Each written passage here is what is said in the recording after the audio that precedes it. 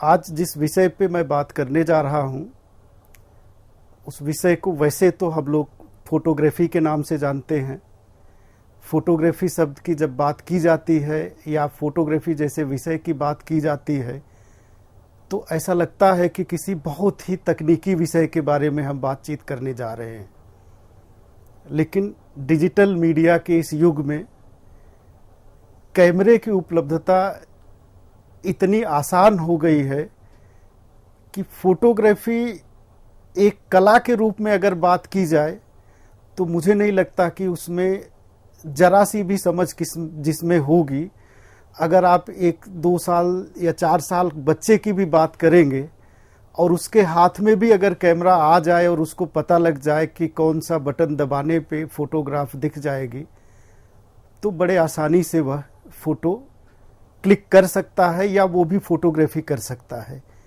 लेकिन इसका मतलब यह नहीं है कि फोटोग्राफी सीखने के लिए किसी तकनीक की ज़रूरत नहीं है, किसी तकनीकी समझ की ज़रूरत नहीं है या अपने आप समझ में आ जाएगी। फोटोग्राफी करना एक बात है और फोटोग्राफी को तकनीकी दक्षता के हिसाब से करना वो एक अलग बात है। तो आज इस विषय पे हम आपसे चर्चा करेंगे और तमाम इसके जो पहलू हैं उस पे हम आपसे बात करेंगे, जैसे फोटोग्राफी, इसका अर्थ क्या है, इसकी परिभाषा क्या है, इसकी प्रक्रिया क्या है, इस विषय पे हम आपसे बात करेंगे। फोटोग्राफी जैसा अभी मैंने आपको बताया कि कोई 5 साल का बच्चा भी फोटोग्राफी कर सकता है और एक बहुत अच्छी तकनीकी शिक्षा लेने के बाद भी फोटोग्राफी की जाती है। तो दोनों में अंतर क्या है? जैसे कई बार ये सुनने के लिए मिलता है कि फोटोग्राफी एक कला है, लेकिन फोटोग्राफी करने के लिए जिस डिवाइस का इस्तेमाल हम लोग करते हैं उस डिवाइस को किस तरीके से इस्तेमाल किया जाए, कैसे उसके साथ उपयोग में लाया जाए कि एक बेहतरीन फ़ोटो आप क्लिक कर सकें, तो वो एक विज्ञान का मैटर है या साइंस का मैटर होता है। तो इस विषय को भी हम लोग समझने का प्रयास करेंगे कि फोटोग्राफी कला है या विज्ञान है। अब फोटोग्राफी की चर्चा करेंगे तो निश्चित रूप से इस विषय पे समझना बहुत ज़रूरी होगा कि इसका इतिहास कितना पुराना है। तो फोटोग्राफी के इतिहास के बारे में भी हम बात करेंगे और फोटोग्राफी इतिहास को समझने के बाद हमें ये समझना बहुत ज़रूरी है कि एक फोटोग्राफर जो होता है उसको क्या क्या, उसकी समझ क्या होनी चाहिए, उसके गुण क्या होने चाहिए, उसको क्या क्या काम करना होता है। वो चाहे दैनिक जीवन में उपयोग में आने वाले विषयों पे फोटोग्राफी करता हो या किसी अखबार या वेबसाइट या टेलीविज़न या फिल्म से जुड़ा हुआ फोटोग्राफर है, तो उसके बारे में हम बात करेंगे। फोटोग्राफी किन बातों पे डिपेंड करती है या कौन कौन से इम्पॉर्टेंट फैक्टर हैं जिसको हम लोग महत्वपूर्ण कारक कहते हैं, उस पे भी हम लोग बात करेंगे। साथ में इसकी दैनिक जीवन में उपयोगिता क्या है उसके बारे में चर्चा करेंगे और इसके क्षेत्र क्या क्या हैं। सिर्फ फोटोग्राफी को अगर हम लोग अपने शौक के अलावा देखना चाहें, अगर रोजगार के पॉइंट ऑफ व्यू से या रोजगार के नज़रिए से हम लोग समझना चाहें तो हमें ये देखना है कि अगर एक अच्छी फोटोग्राफी हमें समझ में आ जाए तो किस तरीके का रोजगार आज की तारीख में उपलब्ध है जहां से हम लोग अपना जीविकोपार्जन कर सकते हैं, और फोटोग्राफी के लिए ज़रूरी साधन क्या हैं जिसको अंग्रेजी में टूल्स कहते हैं, उसके बारे में हम लोगों को बात करना है। लेकिन इन सारे विषयों पे हम आपसे बात करें, फोटोग्राफी पे अगर हम आपसे बात करें तो फोटोग्राफी वैसे तो एक आधुनिकतम विषय माना जाता है क्योंकि इसका संबंध जो है वो तकनीकी से है। और तकनीकी को जब हम समझना शुरू करते हैं तो जब हम लोगों की समझ भौतिक विज्ञान को लेकर के है या रसायन विज्ञान को लेकर के है तो हम लोग ये मानते हैं कि फोटोग्राफी की उम्र जो है वो कमोबेश भौतिक विज्ञान या रसायन विज्ञान की समझ के साथ ही शुरू होती है। लेकिन जो मूल फोटोग्राफी का मतलब है जिसको हम लोग चित्र के हिसाब से समझते हैं ये बड़ा पुराना है, क्योंकि अगर चित्र को हम लोग समझना चाहें तो ये हजारों साल पुरानी बात है। ऐसा नहीं है कि चित्र जो शब्द है जिससे एक समझ हम लोगों की विकसित होती है, वो आज का विषय हो। ये हजारों साल पुराना विषय है। आप 2000 साल पुराने चीज़ों को पढ़ेंगे या 10,000 साल पुरानी चीज़ों को पढ़ेंगे तो वहाँ भी कहीं न कहीं जो चीज़ें आदमी देखता है उसका वर्णन जब वो कहीं दूसरी जगह करता है तो वो चित्र के माध्यम से ही करता है। और चित्र का ये माध्यम जो है वो अलग अलग तरीके से है। जैसे शुरुआत में जब हम लोगों की समझ में लिपि आई या भाषा आई तो हम लोगों ने किसी भी चीज का चित्रण जो है वो शब्दों के माध्यम से करना शुरू किया, जिसको शब्द चित्र हम लोग कहते हैं। अब शब्द चित्र क्या है? जैसे किस्सा या कहानी या संस्मरण या यात्रा वृत्तांत की बात करें, इसका मतलब ये है कि कोई ऐसी घटना या कोई ऐसा संस्मरण या कोई ऐसी कहानी हमारे दिमाग में हो जिसको हमने अपनी आंखों से देखा हो, और जब हम उसी बात को अपने किसी मित्र से या किसी निकट संबंधी से जब उस बात का जिक्र हम करते हैं तो हमारी कोशिश ये होती है कि उस जगह का विजुअल या सीनरी या उस जगह का दृश्य जो हमने देखा है उसको शब्दों के माध्यम से अपने मित्र या संबंधी को बताया जाए, जिससे उसको ये समझ में आ जाए कि वह दृश्य कैसा रहा होगा। जैसे मान लीजिए अभी हम रास्ते से जा रहे हैं, कहीं पे कोई घटना घट गई, किसी का एक्सीडेंट हो गया और दृश्य जो है वह बहुत ही भयानक है। हमारे पास कोई ऐसा उपकरण नहीं है कि हम उसकी फोटो खींच सके। जैसा मैंने आपको बताया कि प्राचीन काल में कोई ऐसा उपकरण हमारे पास नहीं था। जैसे आज हम कैमरा की बात करते हैं तो उस समय हमारे पास कैमरा नहीं होता था, लेकिन घटनाओं का वर्णन तो हम एक दूसरे से करते थे। घटनाओं का जो वर्णन उस समय हम करते थे, हमारी कोशिश ये होती थी कि शब्दों के द्वारा चित्रण किया जाए, जिससे जब सामने वाला सुने, हमारा मित्र सुने या हमारे निकट संबंधी सुने, तो उनके भी मस्तिष्क में उस घटना का एक चित्र जो है वो बन जाए, जिससे उनको आसानी से समझ में आ जाए। तो एक तो ये तरीका है जो चित्रण का तरीका था, जो प्राचीन काल में होता था, जिसको हम लोग शब्द चित्रण कहते हैं। आज भी इस तरीके का प्रयोग हम लोग जीवन में लाते हैं। कई बार हम लोग स्टोरी टेलिंग की बात करते हैं। स्टोरी टेलिंग में क्या होता है? कोई ऐसी घटना या कोई ऐसा संस्मरण या कोई ऐसा कहानी हमारे दिमाग में होता है, उसको जब हम लोगों के सामने व्यक्त करते हैं तो इस तरीके से व्यक्त करते हैं जिससे उसका चित्र उसके सामने वाले की मस्तिष्क में आ जाए। जिससे थोड़ा सा आपको सुन के हंसी आएगी, लेकिन मैं इस बात को आपको बताने में मुझे कोई परहेज नहीं है। जब हम लोग छोटे से बच्चे होते थे तो हमारी माता जी या हमारी दादी माँ हम लोगों को कहानियां सुनाती थी। अब कहानी सुनाती थी, जंगल में एक शेर था। अब वो शेर कैसा था, शेर का हाव भाव क्या होता है, शेर का व्यवहार क्या होता है, वो जब हमारी दादी माँ, नानी माँ या माता जी कहानी सुनाती थी तो उसका चित्रण शब्दों के द्वारा इस तरीके से करती थी कि हमारे दिमाग में शेर की एक छवि जो है वो बन जाती थी। तो पहला ये जो चित्रण का तरीका था वो शब्द चित्र के द्वारा था। धीरे धीरे जैसे जैसे विकास हुआ, जैसे जैसे समझ हुआ, दूसरा ये चित्रण का तरीका जो आया वो रेखा चित्र का आया। अब रेखा चित्र जो है वो ड्राइंग या पेंटिंग की बात की जाती है। अब ड्राइंग क्या है, पेंटिंग क्या है, ये हूबहू किसी व्यक्ति का चित्रण तो नहीं करते हैं, लेकिन लगभग लगभग काफी नजदीक तक उसका चित्रण कर देते हैं। जैसे ये दो चित्र मैंने आपके साथ साझा किया है, अब इसको शब्द चित्र, रेखा चित्र के माध्यम से हम लोग समझना चाहें तो आप ये समझ लीजिए, जैसे हम लोग जब प्राइमरी कक्षा में होते थे तो उस समय हम लोगों को परीक्षा में एक निबंध लिखने के लिए आता था। जैसे अभी पिछले दिनों 2 अक्टूबर था, हम सभी लोग जानते हैं 2 अक्टूबर महात्मा गांधी जी की जयंती के लिए जाना जाता है, पंडित लाल बहादुर शास्त्री जी की जयंती के लिए जाना जाता है।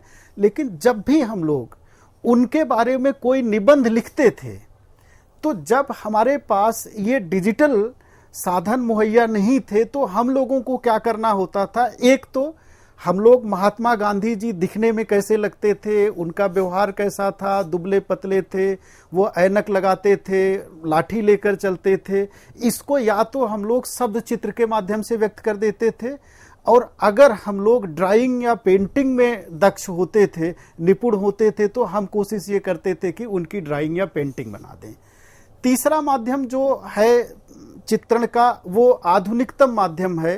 हालांकि आधुनिकतम तो नहीं है, इसका भी इतिहास तकरीबन 1000-2000 साल पुराना है, लेकिन सबकी समझ में आते आते हजारों साल लग गए, इसलिए इसको हम लोग आधुनिक माध्यम कहते हैं। जो फोटोग्राफ, जिसको छाया चित्र कहते हैं। अब फोटोग्राफ क्या है? वैसे सामान्यतः अगर हम बात करें, फोटोग्राफ की बात करें, तो बड़े आसानी से लोग समझ जाते हैं फोटोग्राफ क्या है, लेकिन इसका हिंदी रूपांतरण जो है, जिसको हम लोग छाया चित्र कहते हैं, छाया चित्र अगर कहे तो मुझे लगता है कि बहुत से लोगों को समझने में असुविधा हो जाएगी ये छाया चित्र क्या है। ये छाया चित्र जो है बेसिकली इसी को हम लोग फोटोग्राफी कहते हैं। और फोटोग्राफी क्या होता है? ये लाइट का रूपांतरित एक रूप होता है, प्रकाश का एक रूपांतरित रूप होता है, जिसको हम लोग जिसका संचयन कर लेते हैं, या जिसको हम लोग ये कहते हैं कि उसको हम लोग कैप्चर कर लेते हैं। और पहले तो इसका एक रासायनिक माध्यम होता था जिसके माध्यम से हम लोग देखते थे। आज का जो माध्यम है वो डिजिटल माध्यम है, इसमें कुछ सिग्नल्स होते हैं, उनकी कोडिंग और डिकोडिंग का एक प्रोसेस या प्रक्रिया होती है, जिससे हम लोग देखते हैं। जैसे छायाचित्र को और आसान तरीके से अगर मैं समझाना चाहूं तो आप ऐसे समझ सकते हैं, जैसे अभी मैं आपसे वार्तालाप कर रहा हूं, आपके साथ हमारी चर्चा परिचर्चा होगी, और आप हमको जो देख पा रहे हैं अपने टेलीविजन पे, ये एक यंत्र है, एक डिवाइस है, जिसको हम लोग कैमरा के नाम से जानते हैं। कैमरे के माध्यम से देख रहे हैं, लेकिन कैमरे और हमारे बीच में जो माध्यम है वह एक ऐसा माध्यम है जिसको हम लोग देख नहीं सकते हैं, लेकिन जो प्रकाश की किरणें हमारे ऊपर पड़ रही हैं, वही किरणें जब हमारे चेहरे से रूपांतरित हो करके, या जिसको हम लोग कहते हैं रिफ्लेक्ट हो करके कैमरे के अंदर आती है, तो कैमरे में कुछ ऐसे यंत्र हैं जो परिवर्तित जो किरणें हैं उनकी एक छाया किसी एक जगह पे स्टोर कर देते हैं, जो कि इलेक्ट्रॉनिक डिवाइस है, उसके बारे में आगे हम लोग बात करेंगे। तो ये जो है ये एक छाया चित्र है, या फोटो चित्र है, या फोटोग्राफ है। इसका अगर एक बार में एक ही फ्रेम या एक स्थिर चित्र आप देखते तो इसको हम लोग कहते कि ये स्टिल फोटोग्राफ है या स्थिर छाया चित्र है। लेकिन अभी क्योंकि ये जो डिवाइस है जिसके थ्रू हमारा आपका वार्तालाप हो रहा है, या जिसके थ्रू मैं अपनी बात आप तक पहुंचा पा रहा हूं, यह एक गति के साथ हो रहा है, तो इसको हम लोग वीडियो के माध्यम से देख रहे हैं। लेकिन ये जो है इसका कल्पना या इसकी अवधारणा जो है वो छाया चित्र के ही रूप में है। तो ये जो फोटोग्राफी की हम आपसे बात कर रहे थे, इसमें ये चित्र जो मैंने आपसे शुरुआत में जिक्र किया था वो 3 तरीके से होता है। एक तो शब्द चित्र होता है, जिसमें हम लोग शब्दों के माध्यम से किसी भी घटना या किसी भी विषय या किसी भी वस्तु या किसी भी दृश्य को चित्रित करते हैं। दूसरा तरीका हमने आपको बताया जो रेखांकित किया जाता है, जिसको ड्राइंग या पेंटिंग हम कहते हैं, वो तरीका है। और तीसरा तरीका ये फोटोग्राफी है, जिस पे आपसे हमसे बात करनी है। तो अब ये फोटोग्राफी क्या है, इसके बारे में थोड़ा सा हम आप लोगों से जिक्र कर लेते हैं, इसके बारे में हम आपसे बात कर लेते हैं। सामान्यतः फोटोग्राफी शब्द जिसको हम लोग सुनते हैं, इसका उपयोग सर F.W. हर्सल ने 1839 में किया था। अब 1839 से 2021 तो आप समझ सकते हैं कि लगभग 2000 साल की बात, या 10-20 साल कम, 2000 साल पहले की बात मैं आपको कर रहा हूं, जिसमें फोटोग्राफी शब्द का अर्थ किया गया था। फोटोग्राफी शब्द जिसका हिंदी भाषा में अगर हम बात करें तो इसको छायांकन कहते हैं। अब छायांकन वैसे तो सामान्यतः आप कहीं भी पढ़ेंगे या कहीं आप देखेंगे तो फोटोग्राफी जो अंग्रेजी का शब्द है उसको हिंदी में फोटोग्राफी लिख दिया जाता है, लेकिन वस्तुतः इसका हिंदी अर्थ जो है वो छायांकन है। कभी आपने ध्यान दिया हो, कोई टीवी सीरियल आपने देखा हो, उसके अंत में जो लोग उसमें संबद्ध हैं उनके बारे में लिखा हो तो वहाँ छायांकन लिखा हुआ आ जाता है। या पुरानी बॉलीवुड की फिल्में आपने देखी हो तो वहां भी छायांकन लिखा हुआ आ जाता था। छायांकन का मतलब होता है फोटोग्राफी। फोटोग्राफी जो है ये ग्रीक भाषा का शब्द है और दो शब्दों को जोड़ के बना हुआ है। इसमें पहला शब्द फोटो है। फोटो अंग्रेजी का शब्द है जिसका हिंदी अर्थ होता है प्रकाश, जिसको रोशनी भी हम लोग कहते हैं या किरणें भी कहते हैं। जैसे सूर्य का प्रकाश आप कहें या सूर्य की किरणें आप कहें तो प्रकाश कहते हैं।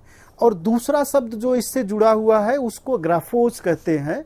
इसका अर्थ होता है अंकन, लेखन या चित्रण। अब जैसे फोटोग्राफी क्या है, इसमें जो प्रकाश मैंने आपको बताया कि मान लीजिए हमारे ऊपर प्रकाश की किरणें पड़ रही हैं और यही प्रकाश की किरणें मुझसे परिवर्तित होकर के कैमरे के अंदर जा रही हैं, तो हमारी एक छवि जो है वो कैमरे के अंदर अंकित हो जा रही है या लिख दी जा रही है या उसका चित्रण हो जा रहा है। तो ये जो है फोटोग्राफी, जो दो शब्द है उसको अलग अलग हिंदी में अगर आप समझना चाहें तो एक का अर्थ है प्रकाश और ग्राफोस का अर्थ होता है अंकन, लेखन या चित्रण। तो प्रकाश की किरणों द्वारा जो चित्रण की जाती है या जो छायांकन किया जाता है उसी को हम लोग फोटोग्राफी कहते हैं। हालांकि इसको अलग तरीके से हम लोग समझना चाहें, जिन लोगों ने इसका आविष्कार किया है या जिन लोगों ने इनको परिभाषित किया है, तो उसकी परिभाषा अलग अलग तरीके से लिखी है, लेकिन सबका मतलब मिलाकर के एक ही होता है कि फोटोग्राफी का मतलब छायांकन होता है और फोटोग्राफी का मतलब प्रकाश की किरणों द्वारा किसी की छवि को रूपांतरित करना या अंकित करना या छायांकित करना। अब यहाँ पे आप देखें, जैसे फोटोग्राफी के बारे में बात की जा रही कि फोटोग्राफी क्या है। Photography is a method of recording images by the action of light. अभी मैंने आपको बताया by the action of light का मतलब जो प्रकाश की किरणें किसी भी व्यक्ति के ऊपर, किसी स्थान के ऊपर या किसी वस्तु के ऊपर पड़ती हैं, जब वो परिवर्तित हो जाती हैं, एक्शन ऑफ लाइट, इसका मतलब ये है कि इसमें पूरी की पूरी प्रक्रिया जो है वो प्रकाश से आधारित है।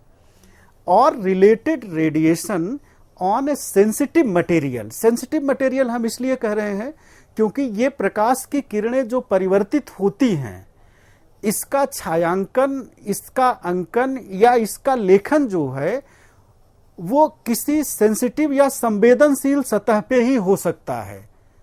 उसका कारण ये है कि जो कुछ भी हम लोग स्टोर करते हैं, जैसे जब हम पिक्चर क्लिक करते हैं किसी भी कैमरे से, तो उसमें हमारी छवि जो होती है या जो छवि हम क्लिक करते हैं वो स्टोर हो जाती है, लेकिन जो स्टोर होता है वो प्रकाश के रूप में नहीं होता है, उसका रूपांतरण किसी दूसरे रूप में होता है। जैसे सिग्नल, हम लोग डिजिटल माध्यम में इसको हम लोग सिग्नल कहते हैं।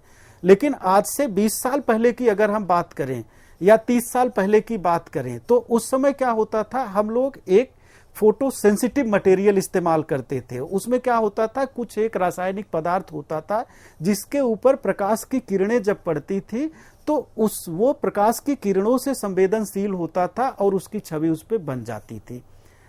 तो it is an artistic expression and probably world's greatest hobby. मैंने अभी आपको बताया कि ये एक कलात्मक अभिव्यक्ति है और संसार में अगर आज की बात करें तो ये सबसे पसंदीदा हॉबी है। आप बड़े आसानी से कहीं भी आप घूमने जाएं, कहीं भी आप टहलने जाएं, आज क्योंकि बड़े आसानी से कैमरा जो है वो हमारे मोबाइल फोन में उपलब्ध हो गया है, तो वहां भी अलग अलग तरीके से आप लोगों को फोटोग्राफी करते हुए देखते होंगे।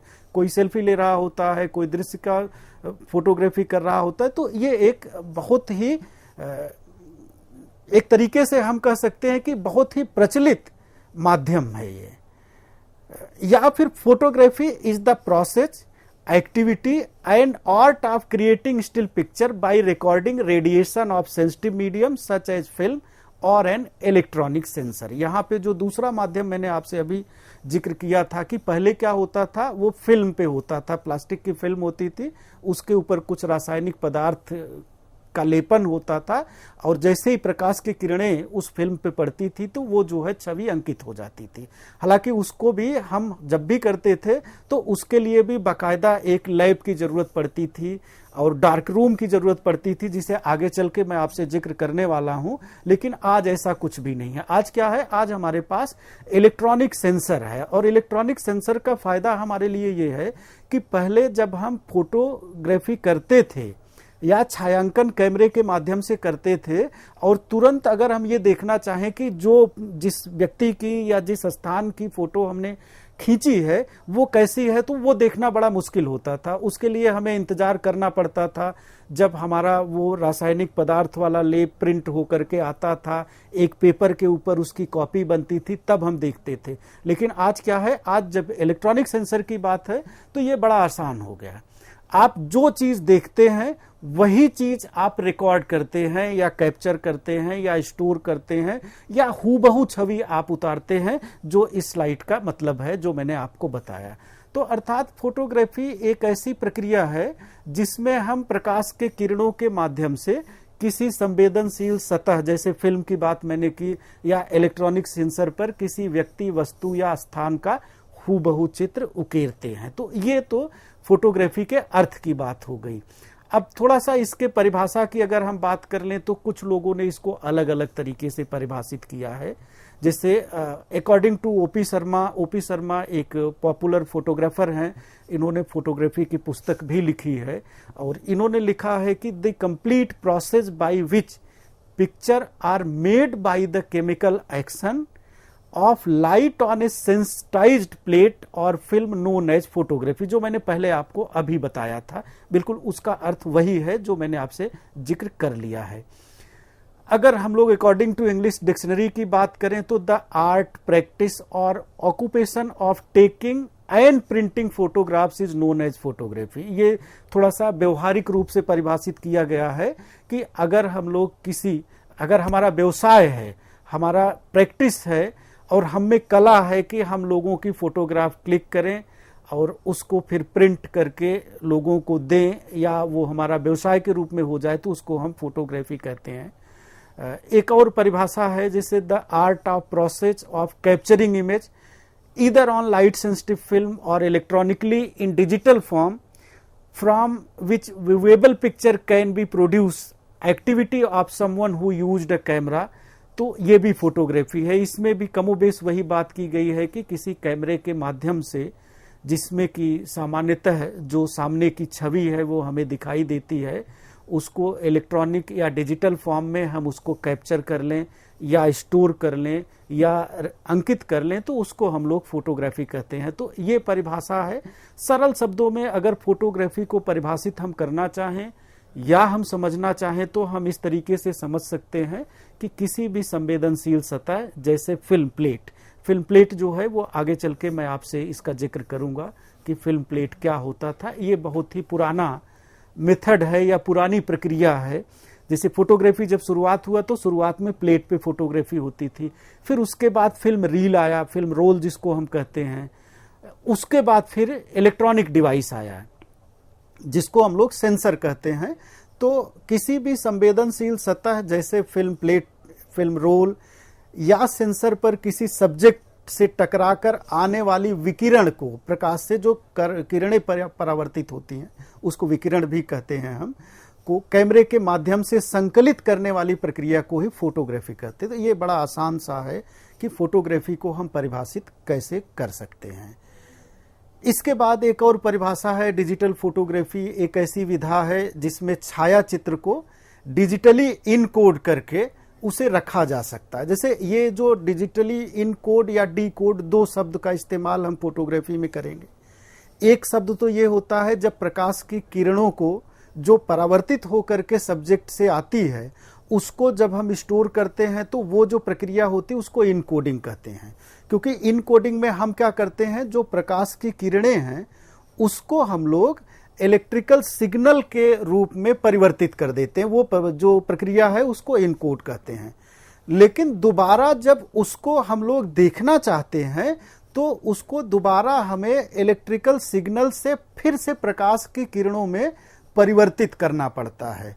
ऐसा इसलिए करना पड़ता है क्योंकि हम सभी लोग जानते हैं, जैसे किसी भी चित्र को देखना या उसको समझना, जो मस्तिष्क और हमारी आँखों का जो उसमें उपयोग है या जो उसका रोल है एक तरीके से, वो ये होता है कि जो हम लोग देखते हैं वह भी प्रकाशीय माध्यम होता है और जो हम लोग ग्रहण करते हैं वो भी प्रकाशीय माध्यम होता है। जैसे अभी हमारे सामने जो लोग बैठे हैं या जैसे आप लोग हैं, आपको जो कुछ भी मैं देख पा रहा हूँ वो प्रकाश के माध्यम से देख पा रहा हूँ और आप लोग जो मुझे देख रहे हैं वह भी प्रकाश के माध्यम से देख रहे हैं। तो ये एक तरीके से प्रकाश की किरणों का इनकोडिंग और डिकोडिंग प्रोसेस होता है, जिसमें प्रकाश की किरणों का इलेक्ट्रिकल सिग्नल में परिवर्तित करना, उसको स्टोर करने के लिए, उसका संवहन या ट्रांसमिशन करने के लिए, और दूसरा तरीका होता है कि प्रकाश की किरणों इलेक्ट्रिकल सिग्नल को दोबारा प्रकाश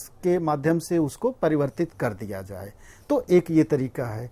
दूसरा, फोटोग्राफी किसी फोटोग्राफर की वह अभिव्यक्ति है जिसे वह कैमरे के माध्यम से किसी विषय वस्तु का छाया चित्र प्राप्त करने के लिए करता है। तो ये कुछ परिभाषाएं हैं जो मैंने आपको बताया, जिसके माध्यम से आप लोग फोटोग्राफी के बारे में समझ सकते हैं।